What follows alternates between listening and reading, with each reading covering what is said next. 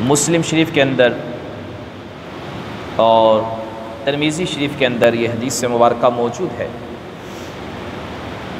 ام سلمہ رضی اللہ تعالیٰ عنہ روایت فرماتی ہیں، نبی کریم علیہ السلام نے فرمایا، جس نے ذی الحجہ کا چاند دیکھ لیا اور اس کا ارادہ قربانی کرنے کا ہے، تو جب تک قربانی نہ کرے بال اور ناخن سے نہ لے، یعنی نہ ترشوائے۔ اس حدیث مبارکہ کی شرح میں علماء فرماتے ہیں کہ جو شخص قربانی کا ارادہ رکھتا ہے اور قربانی کرنا چاہتا ہے، ذی الحجہ کا چاند نظر آنے کے بعد نہ ہی تو وہ اپنے بال کاٹے، نہ ہی ناخن وغیرہ ترشوائے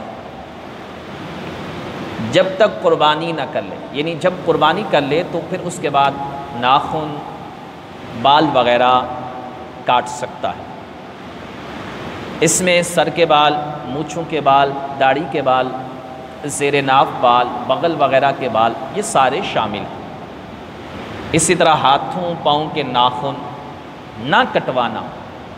جو قربانی کا ارادہ رکھتا ہو اس کے لیے یہ مستحب ہے، سنت ہے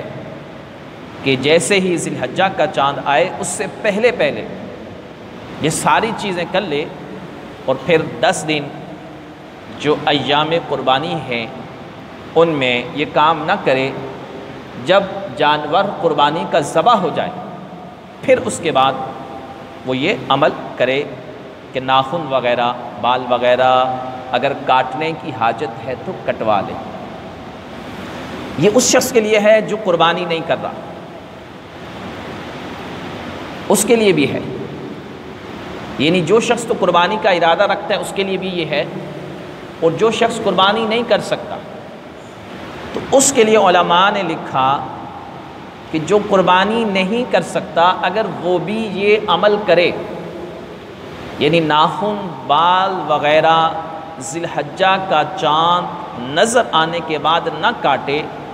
تو اللہ تبارک و تعالیٰ اسے بھی قربانی کا ثواب عطا فرمائے گا۔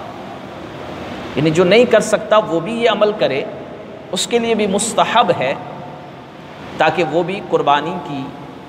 جو برکتیں ہیں ان سے کچھ نہ کچھ فیض یاب ہو سکے۔